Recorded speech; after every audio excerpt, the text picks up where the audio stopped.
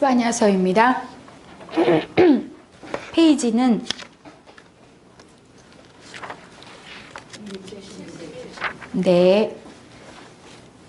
스바냐서입니다. 자, 주제를 읽어보시겠습니다.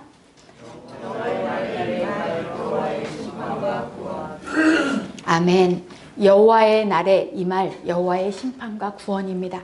여호와의 날은 요엘에서도 나왔고, 그리고 계속적으로 주의 날 여호와의 날이 나왔었습니다. 이 남유다 백성이나 북이스라엘이나 착각하고 있었던 여호와의 날, 그거에 대해서 심판과 구원의 메시지가 선포되어지는 게 스바냐서입니다. 아까 요시야 시대에 선포되어졌다고 말씀을 드렸습니다. 그러면 스바냐서와 이 요시야 시대에 거의 동시대에 사역을 시작했던 선지자가 예레미야 선지자입니다. 그런데 예레미야 선지자는 너무도 오랜 기간, 7세기뿐만이 아니라 6세기까지 거쳐서 남유다 멸망 때까지 그렇게 사역을 하시기 때문에 예레미야 선지자는 나중에 볼 것이고, 우선 스바냐 선지서를 볼 것입니다. 히브리어로 이름을 보시면 찌파냐, 그래서 여호와께서 감추셨다, 여호와께서 소중하게 하셨다, 여호와께서 숨기셨다, 그런 뜻이 스바냐에 있습니다. 그리고 기록자도 스바냐입니다.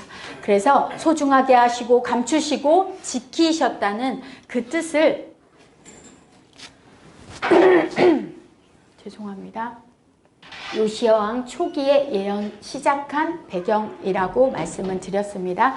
그리고 므낫세 아몬 시대의 죄악의 잔재가 그대로 남아 있었던 때인데, 어떤 죄악의 잔재가 남아 있었냐면, 열왕기서에 보면 산당, 바알 제단, 아세라 목상 제건, 일월성신 경배, 주술, 이렇게 다 나와 있습니다. 그런데 여기에 나오지는 않았지만 또 뭐도 숭배를 했냐면 태양 신도 숭배를 했습니다.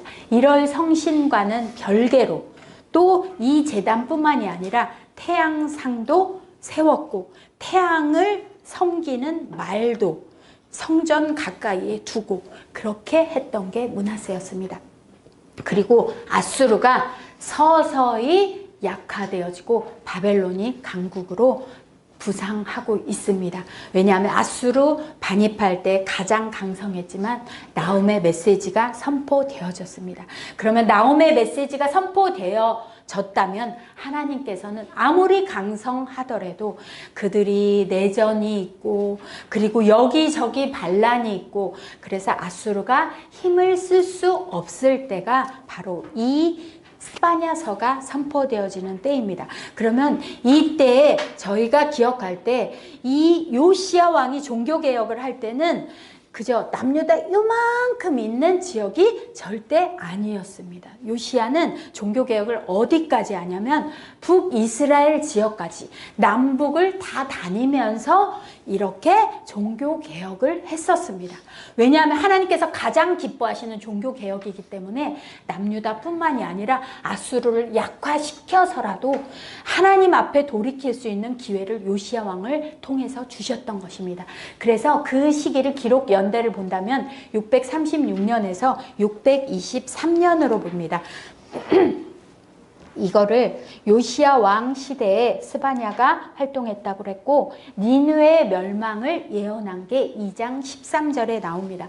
그러면 니느웨는 아까 612년에 멸망한다고 말씀드렸습니다. 그러니까 612년 이전입니다. 그리고 므낫세 아몬 왕의 그 악행들이 그대로 남아있는 죄악들이 드러나고 있기 때문에 므낫세 아몬 왕 치세 기간의 죄악들을 보고, 그러면 이 요시야 왕이 등극한 지 얼마 안 되는 초기 부분으로 보는 것입니다. 그리고 종교개혁에 대한 언급도 여기에는 없습니다.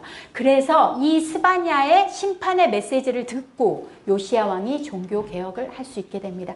이 기록 연대표를 보시면 스바냐는 이렇게 636년부터 623년으로 나와 있는데, 이거를 정확히 저희가 보시려면 요시야 왕이 640년에 등극 등극을 합니다. 그리고 이 요시야 왕이 8세에 등극을 했다는 건 기억하시죠? 8세에 등극을 하고 그리고 8년 후에 하나님을 찾기 시작합니다. 16살에 하나님을 찾기 시작하고 그리고 1차 종교개혁은 628년 그리고 6년 후에 622년에 다 기원 전이기 때문에 이렇게 거꾸로 갑니다. 622년에 2차 종교개혁을 합니다.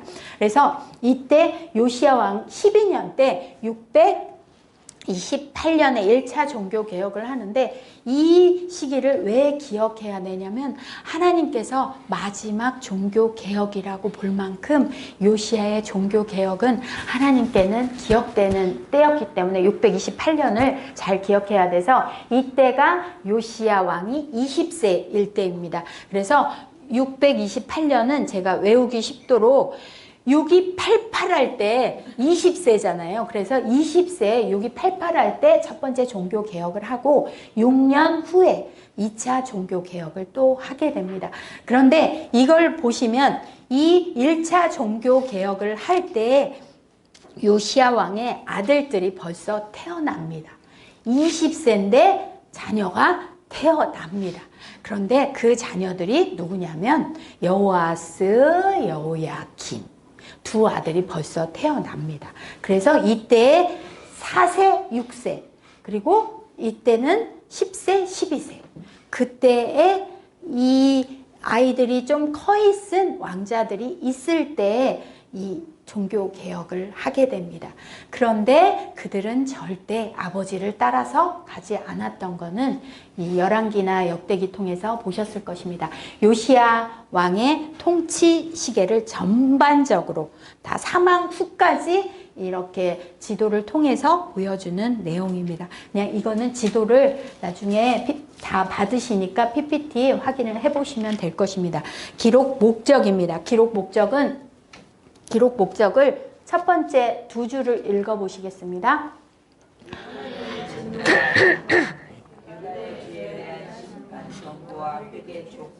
아멘. 하나님의 진노와 심판입니다. 유다의 죄의 심판 경고도 하고 회개도 촉구합니다. 심판 경고만 하는 게 아니라 니느웨는 심판만 경고했지만 이 남유다에게는 회개도 촉구합니다. 왜냐하면 마지막 메시지로 간접 경고를 나움 때에 받았지만 스바냐 때에는 어떻게 하면 그래도 돌이킬지 하나님의 백성에 대해서 기회를 주시는 회개 촉구의 메시지가 있습니다. 근데 여기서도 열방에 대한 심판이 나옵니다. 근데 열방은 다 나오는 게 아니라 이 남유다 가까이에 있는 동서남북 네 나라에 관해서만 나옵니다. 그리고 심판 중에도 남은 자는 반드시 하나님께서 구원하시고 회복하신다는 그 약속까지 주시는 게 이 스바냐서입니다. 그래서 하나님께서는 스바냐의 이름 뜻이 저희가 감추신다, 하나님께서 숨기신다 그런 뜻이 있듯이 아무리 심판을 받더라도 남은 자, 하나님을 찾는 자, 하나님께 피하는 자는 반드시 숨기시고 감추시고 살리시는 하나님이심을 알 수 있게 되어지는 게 스바냐서입니다. 그리고 첫 절과 끝 절을 보시면 시작될 때부터 본인 소개를 아주 거창하게 하시는 분이 스바냐 선지자입니다. 왜냐하면 본인을 저희의 아버지는 아몬이십니다. 그리고 요시야의 시대에 스바냐에게 임한 여호와의 말씀입니다. 그런데 저는 히스기야의 현손이고 아마라의 증손이고 그다라의 손자고 구시의 아들이었더라. 이 말은 뭐냐면 히스기야 왕의 4대손이라는 것입니다. 그런데 히스기야의 아들인 그 악한 므낫세의 계열이 아니라 아마랴, 다른 아들의 후손이니까 이 같은 왕족이고 그리고 또 왕궁을 출입할 수 있는 사람이었기 때문에 가장 요시야에게 영향을 줄 수 있는 선지자였던 것입니다. 그래서 본인을 이렇게 소개하고 그리고 끝절에서는 하나님의 뜻이 왜 남유다의 심판도 선포하시는지 그 뜻이 담겨 있는 게 마지막 절입니다. 이 파란 부분만 읽어 보시겠습니다. 천하 만민 가운데서 명성과 칭찬을 얻게 하리라. 여호와의 말이니라. 하나님께서 말씀하실 때 그저 하나님이라고 하시지 않고 언약 맺으신 여호와의 말씀이라고 하시면서 천하 만민 가운데 하나님의 백성이 칭찬과 명성을 얻게 하도록, 이거는 어느 때에 하나님이 약속하셨냐면 사람은 자기의 힘으로 자기의 능력으로 자기의 지혜로 이름을 내려하고 높아지려 하지만 하나님께서 이름을 높여주시고 하나님께서 명성을 높여주시고 존귀케 해주시는 그 첫사람은 바로 아브라함이었습니다. 바벨탑으로 사람들은 자기 이름을 내려다가 교만해졌지만 이와는 다르게 아브라함은 하나님께서 이름을 창대하게 하고 천하 만민이 너로 말미암아 복을 얻게 하신다는 믿음의 그 조상인 아브라함 때 명성을 얻게 하신다는, 천하 만민에 관한 그 복을 먼저 선포하셨던 게 여기에서 이루어 주신다는 것입니다. 하나님은 처음부터 어떻게 하면 하나님을 찾는 자를 높이셔서 하나님의 명성도 드러내고 그리고 온 세계가 하나님 앞에 돌이키도록 하는 게 바로 하나님의 뜻이었는데, 이 백성이 자신들의 사명인 제사장 나라, 거룩한 백성의 사명을 감당하지 못했습니다. 그러면 제사장이 있어야 제사를 드리든 제사장 나라가 있어야 그 나라를 통해서 하나님이 어떤 분이신지 하나님께 나아갈 길이 열리는데 그 길을 열어줄 제사장 나라가 없기 때문에 전 세계도 하나님 앞에 돌이킬 길이 없는 것입니다. 그런데 하나님께서는 심판으로 포로로 끌려가게 해서라도 그곳에서 하나님을 알리시고, 그리고 하나님의 백성이 범죄해서 이렇게 심판받았구나, 그리고 하나님은 전 세계의 주권을 가지고 계시는, 전 세계 흥망성쇠를 가지고 계시는 분이 바로 전 세계의 왕이신 주권자이신 하나님이시구나를 알리시면서 그들을 포로 갔다가 사로잡힘을 돌이킬 때, 포로 갔다가 남은 자들을 돌이켜서 그 남은 자들을 통해서 결국에는 그 백성들도 명성과 칭찬을 얻게 하고 하나님의 명성도 올리려는, 그래서 결국에는 하나님 나라를 회복시키시려는 그 뜻이 처음과 끝에 나와 있는 것입니다. 그러면 심판을 선포하시지만, 여호와의 날에 심판을 선포하시지만 심판이 뜻이 아니라 이것은 하나님의 징벌일 뿐이고 그 징벌을 통하여서 하나님께 돌이켜서 결국에는 하나님이 함께 하실 수 있는 하나님의 백성이 되도록 그렇게 촉구해 주시는 은혜의 메시지가, 결국에는 돌이키도록 주시는 메시지가 스바냐였던 것입니다. 그러면 두 기둥으로 나눠지는데, 첫 번째 기둥은 여호와의 날에 임할 심판은 앞에는 똑같습니다. 그런데 뒷부분에는 회개 촉구가 나오는 게 앞부분입니다. 그리고 뒷부분도 똑같이 여호와의 날에 임할 심판입니다.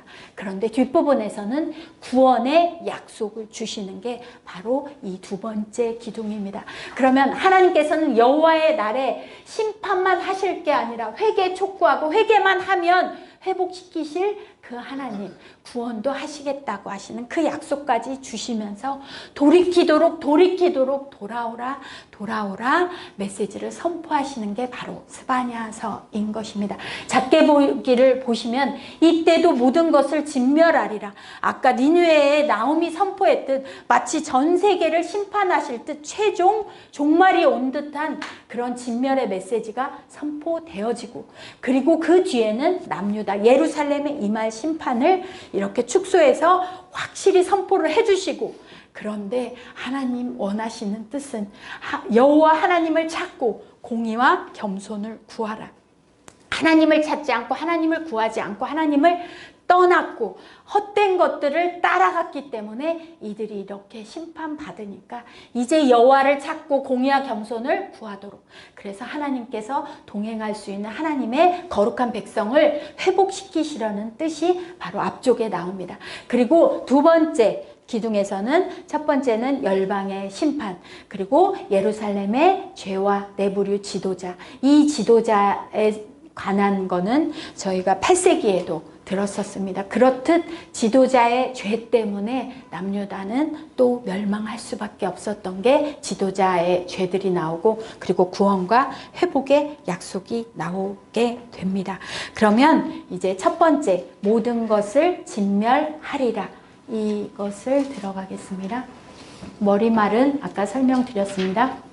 그리고 모든 것을 진멸하리라, 엄중한 하나님의 경고의 말씀으로 여기도 시작이 되어집니다.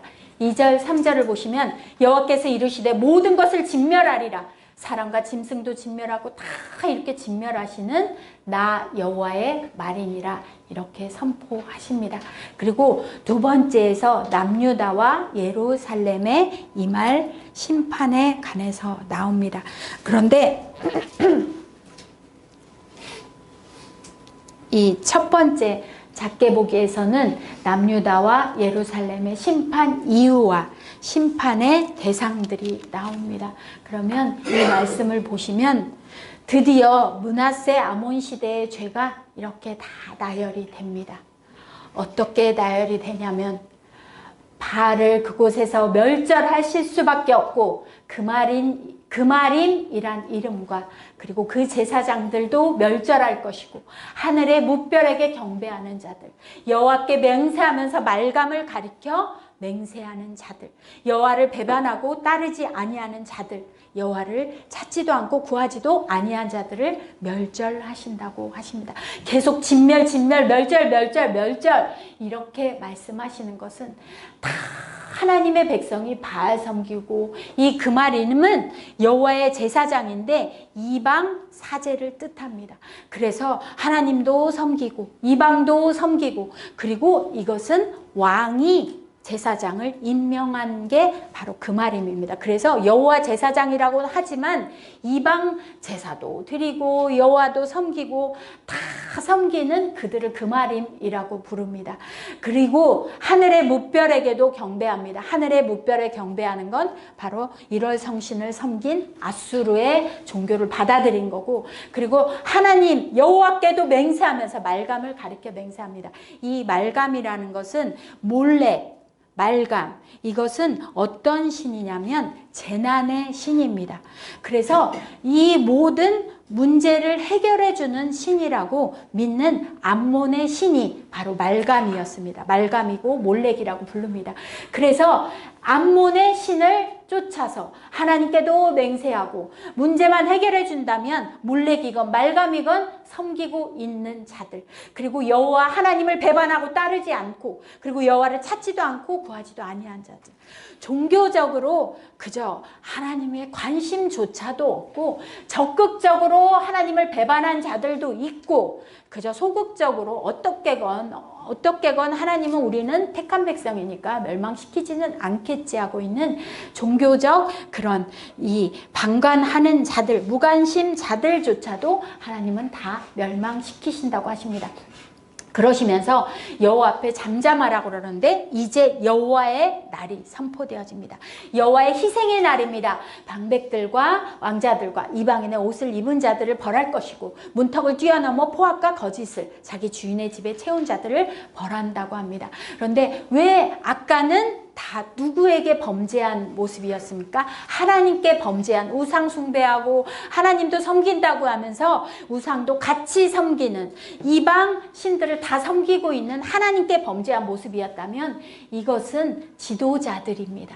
그래서 나라 백성들에게 악을 행하고 있는, 사회적 악을 범하고 있는 지도자들인데, 여호와의 희생의 날에 방백들, 그 지도자들, 그리고 왕자들이 나옵니다. 왕자들 아까 말씀드렸습니다. 1, 2차 그때에 여호아스 3개월밖에 아니니까 바로 여호야김으로 넘어갑니다. 여호야김이 11년 동안 통치하기 때문에 이때 여호아스, 여호야김, 그 왕자들도 심판하신다고 그러고 이방인의 옷을 입은 자들도 벌할 것이라고 합니다. 이방인의 옷을 입었다는 것은 이방 문화를 그대로 답습하고 있고 그리고 이방을 쫓아서 어떻게 하면 이방들에게 잘 보일까? 하나님은 상관없고 그저 이 유대인들은 여기에 술도 달고 어떻게 하면 하나님을 기억하지? 그런 거룩한 옷을 구별되게 입었었는데 그런 옷을 입는 게 아니라 그저 이방인의 옷을 입고 저희는 당신들을 잘 섬깁니다. 그런 모습을 가지고 있는 자들도 벌할 것이고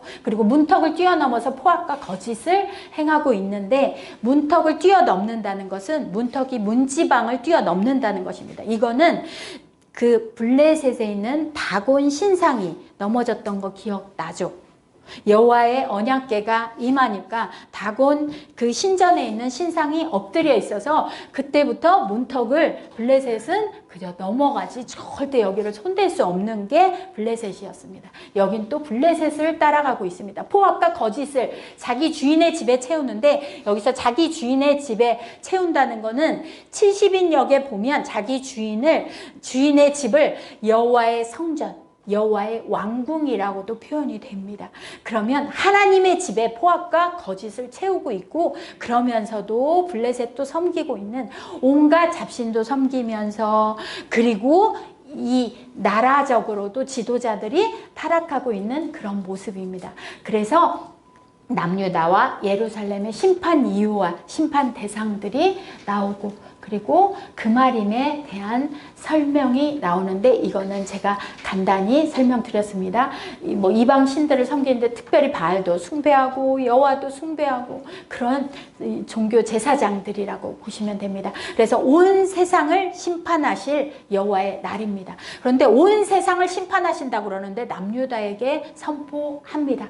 그러면 여호와의 날은 여호와의 큰 날이라고 그래서 온 세상을 심판할 날이기 때문에 그저 여호와의 날이 아니라 큰 날이라고 그리고 그 심판의 날이 가깝다고 빠르다고 선포하고 있지만 이거는 그저 여호와의 날이라고 보면 됩니다. 분노의 날, 환난과 고통의 날, 황폐와 패망의 날, 캄캄하고 어두운 날, 구름과 흑암의 날, 나팔을 불어 경고하고 견고한 성읍들을 치며 높은 망대를 치는 날이라고 합니다. 이 모든 날들이 계속 저희가 심판의 여호와의 날, 주의 날로 선포되어졌던 내용이 또 여기서도 반복되고 있는 것입니다. 그러면 세 번째 부분에서는 남유다까지도 심판할 수밖에 없는 그 악한 모습을 가지고 있는 그들에게 하나님은 첫 번째 기둥에서 회개를 촉구하는 그게 나오게 되어집니다. 하나님께서는 여호와를 찾으며 공의와 겸손을 구하라고 합니다. 1절에서는 너희들은 수치를 모르는 백성이다. 제발 모여서 하나님께 돌이키도록 메시지를 선포하십니다. 모여서 마음을 찢고 하나님 앞에 회개하도록 요엘부터 선포되어진 모습이었습니다. 그런데 그렇게 미스바 성에서도 사무엘이 선포했던 것도 모여서 제발 하나님께 돌이키도록 마음을 찢고 하나님 앞에 겸비한 모습으로 나오도록 했는데 이들은 수치조차 모릅니다. 그런데 3장 쪽에 나오면 수치를 모른다는 것은 바로 불의를 행하고 있기 때문에 자신이 얼마나 악에 빠져 있는지 그것조차 느끼지 못하는 무감각한 모습, 수치를 모르는 백성이었던 것입니다. 불의를 행하고 있는 그 백성들에게 마지막 제발 돌이키도록 하는데 왜 그러냐면 2절에 보시면 명령이 시행되어 날이 겨같이 지나가기 전에 여호와의 진노가 너희에게 내리기 전에 여호와의 분노의 날이 너희에게 이르기 전에 제발 모여서 하나님께 돌이키라고 합니다. 마지막 심판 바로 임박한 때이니 제발 그 심판은 내려지기로 했는데 집행 전이기 때문에 제발 돌이키도록 이전에 마지막 하나님은 호소하시는 것입니다. 뭐라고? 세상에 여호와의 규례를 지키는 세상에 많은 겸손한 자들 그들을 하나님은 부르십니다. 왜? 여호와를 찾고 공의와 겸손을 구하라. 그러면 여호와의 분노의 날에 숨김을 얻으리라. 아까 스바냐가 바로 숨겨주신다는 뜻이 있다고 했습니다. 단어는 다르지만 하나님을 찾고 공의와 겸손을 구하는 자, 아까 영원한 산성 되시는 하나님, 그분께 피하는 자는 결코 그저 심판으로 끝내실 분이 아니시니 혹시 숨김을 얻을 수 있으니 제발 돌이키라고 합니다. 만약에 여기서 그저 숨김 얻을 거라고만 선포하면 이들은 또 우리는 숨김 얻는다 하면서 또 교만해지기 때문에 다시 한번 돌이킬 기회를 또 주시면서 마지막까지 혹시 구원받을지 숨김 받을지 모르니 돌이키라고 합니다. 그리고 두 번째 기둥에서는 여호와의 달에 임할 심판도 그대로 선포하시고 구원을 약속해 주십니다. 그런데 가장 먼저 첫 번째 작게 보기는 열방들에 대한 하나님의 심판이 나옵니다. 열방들에 대한 심판이 나오는데 여기서 이 하나님께서는 열방들의 심판을 서쪽 블레셋, 그리고 동쪽의 암몬, 북쪽의 아수르, 그리고 남쪽에 있는 구스를 선포해 줍니다. 왜 동서남북? 이들이 아까 1장에서 보면 다 이들이 섬기는 우상, 이들이 섬기는 종교를 혼합하고 있었던 모습이 하나님의 백성의 모습이었습니다. 그래서 그렇게 이웃나라 뭔가 잘 되는 듯 보이면 이웃나라 그 잘못 섬기는 이방 우상들 찾을 게 아니라 제발 하나님께 돌아오면 이방도 동서남북도 다 심판하실 수 있는 전 세계를 주권을 가지고 계시고 흥망성쇠를 다 주장하고 계시는 그 하나님께 나와서 그 하나님을 찾는 자들에게, 내 백성의 남은 자들에게 그 북쪽의 블레셋을 심판하셔서 그곳을 기업으로 주신다고 하십니다. 남은 자들에게 기업으로 나중에 회복시키신다고 하십니다. 왜냐하면 이들이 하나님의 백성에게도 너무 악을 행했고 악한 것을 권했고 아수르 바니빨뿐만이 아니라 그저 모든 악한 우상 숭배는 다 받아들여서 어떻게 하면 잘 살까만 연구했던 게 남유다였습니다. 하나님 필요 없이 수치도 모르고 그렇게 헛된 잘못된 우상들만 추구하고 있었던 그들에게 만군의 여호와의 백성에 대해서 교만했던 걸 선포하십니다. 이스라엘 백성은 하나님을 여호와로 섬기지도 않고 자기 하나님으로 찾지도 않고 구하지도 않고 있었습니다. 그런데 하나님께서는 스바냐에 보면 끝까지 만군의 여호와 이스라엘의 하나님이라고 하십니다. 아무리 멸망해도 자녀인 하나님의 백성을 하나님은 버리실 수 없기 때문에 이스라엘의 하나님이라고 만군의 여호와셔서 누군가 악을 행하면 내가 다 다른 나라는 진멸할 수 있어도 너희와는 언약 맺은 백성이기 때문에 너희가 돌이키고 남은 자만 된다면 심판을 지나고라도 하나님 앞에 돌이키면 하나님은 구원하실 수 있는 분이시기 때문입니다. 그리고 11절에 보시면 이방에 있는 모든 해변 사람들, 여기는 블레셋 지역을 말하는데 그 사람들도 각각 자기 처소에서 여호와께 경배한다고 합니다. 왜냐하면 그들이 섬겼던 그 악한 무엇입니까? 그 우상들을 섬기게 했던 그 이방 나라들도 결국에는 자기들이 심판을 받고 그렇게 하나님만이 자기들이 섬긴 우상이 아무 힘도 쓰지 못하는 것을 보면서 결국에는 여호와께 돌아온다고 말씀하십니다. 그러면 하나님께서는 유다의 심판도 쓰십니다. 다니엘도 그 바벨론에 가서 거기에서 하나님의 백성으로서 여호와의 하나님의 이름을 알리고 결국에는 이 느부갓네살이나 그리고 또 나중에는 고레스나 그들도 다 하나님의 이름을 알도록 했듯 이방들도 하나님을 심판받은 그들을 통해서도 하나님은 하나님을 알리시고 하나님을 믿을 수 있게 하시는 분이십니다. 그리고 중간에는 예루살렘에 4가지 죄와 범죄한 4부류의 지도자들이 나옵니다. 예루살렘의 4가지 죄는 이것입니다. 하나님의 명령을 듣지도 않았습니다. 교훈을 받지도 않았습니다.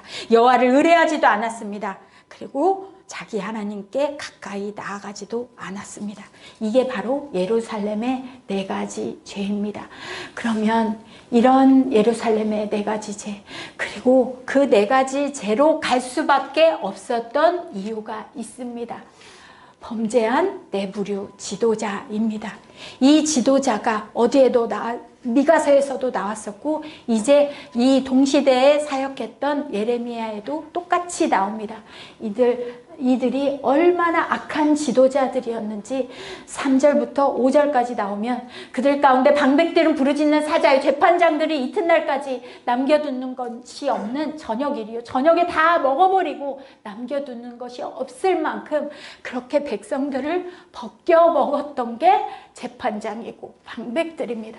선지자들은 간사하여서 그저 뭔가 뇌물을 주면 축복을 선포하고, 그리고 제사장들은 오히려 성소를 더럽히고 율법을 범하였다고 합니다. 이들이 하나님 앞에 돌이킬 수 있도록 하나님의 율법을 가르치고 하나님의 뜻대로 살 수 있는 방법을 알려줘야 되는데, 이 지도자들이 다 부패했으니 예루살렘 남유다는 멸망할 수밖에 없었던 것입니다. 이렇게 악한 지도자들을 선포하시면서 하나님은 말씀하십니다. 5절을 말씀하십니다. 하나님이 어떤 분이신지 말씀하십니다. 이렇게 지도자들은 악하지만 이스라엘의 참된 왕, 참된 지도자는 바로 여호와 하나님이십니다. 그분은 예루살렘 가운데, 유다 가운데 계시는 여호와는 의로우신 분이십니다. 불의를 행하지 아니하십니다. 아침마다 빠짐없이 하나님의 공의를 비추어 주십니다. 여호와의 자비와 긍휼이 무궁하심으로 우리가 진멸되지 않고 아침마다 새롭게 공급하시는 그 은혜의 하나님, 하나님은 매일매일 은혜를 공급하시면서 하나님을 찾도록, 하나님께 돌이키도록 그렇게 하나님은 선포하고 기다리고 계시는데, 지도자들은 그 하나님을 전혀 전하고 있지 않습니다. 그러면서 미가서 3장 11절에도 똑같이 나왔습니다. 우두머리들, 그리고 제사장, 선지자 다 돈을 위하여서, 자신들의 이익만 위하여서 오히려 선지자는 점을 치는 수준입니다. 그러고 여호와께서 우리 중에 계신다, 그러니 재앙은 절대 임하지 않는다. 그게 미가서에 나왔던 거고 예레미야서에도 거의 동일하게 나옵니다. 그런데 하나님께서는 훈계를 주시는 게 7절 말씀입니다. 여기서 오직 하나님만 경외하고 교훈을 받으라고 합니다. 이제 심판은 확정됐습니다. 심판 받더라도 형벌을 내리기로 정하기는 했지만, 혹시라도 하나님께 돌이키면 너희들 거처가 끊어지지는 않게 할 거니까 제발 돌이키라 돌이키라 하실 때, 부지런히 그들은 하나님을 무시하고 모든 행위를 더럽히고 있었습니다. 그래서 여호와의 날에 임할 심판과 구원의 약속에서 마지막에는 남은 자의 구원과 그 회복의 약속을 주십니다.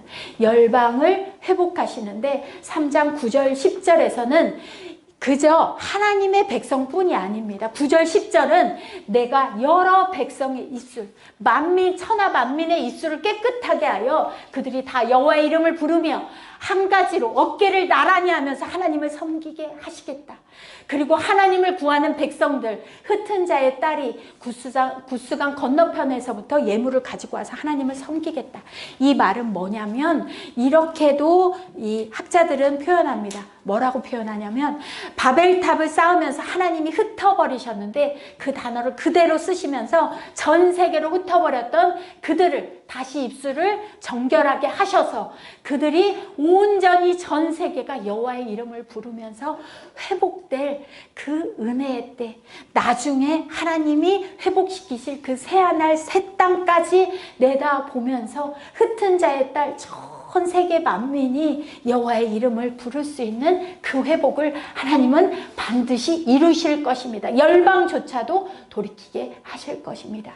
왜냐하면 하나님께서는 심판을 거친 후에 남은 자들은 어떤 자라고 하시냐면 악을 행하지도 않고 거짓을 말하지도 않고 입에 거짓된 혀도 없고 먹고 누울지라도 더 이상 두렵게 할 자도 없다고, 그렇게 안전하게 보호하시는 게 남은 자라고 하십니다. 그러면서 남은 자의 노래가, 저희가 잘 부르는 찬양이 너의 하나님 여호와가 너희 가운데 계시니, 그 찬양은 바로 모든 이스라엘 백성을 말하는 것이 아니라 믿음으로 인내하면서 모든 고난을 통과한 자들, 심판은 받았지만 심판을 끝까지 믿음으로 견딘 자들, 그들이 바로 남은 자고, 그들은 반드시 구원하시고 그들을 사랑하시는 하나님이 바로 3장 17절에 나옵니다. 이거를 같이 저희가 읽어보시겠습니다. 너의 하나님 여호와가 너희 가운데 계시니 그는 구원을 베푸실 전능자이시라. 아멘. 여기까지만. 그래서 우리 가운데 계시면서 구원을 베푸실 전능자이시고 잠잠히 사랑하시고 즐거이 부르며 기뻐하시는 자는 바로 남은 자입니다. 그래서 회복된 그때의 마지막에 하나님께서 하시는 말씀, 하나님께서 모으시고 천하 만민 가운데 명성을 얻게 하신다고 하십니다. 여호와의 날이 누구에게는 심판의 날입니다. 그런데 심판 중에도 하나님의 이름을 부르면서 하나님께 피하면서, 하나님 심판 중에도 저희를 긍휼히 여겨달라고 마음을 찢고 회개하고 하나님을 찾는 자들은 심판 중에도 하나님은 반드시 긍휼로 구원을 베푸십니다. 예언서는 바로 여호와의 마음이 담겨 있는 게 예언서입니다. 심판 전에 제발 회개하고 돌이키라고, 그리고 회복시키셔서 하나님이 함께 하시고 싶으신 그 아버지의 마음이 있는 게 바로 예언서입니다.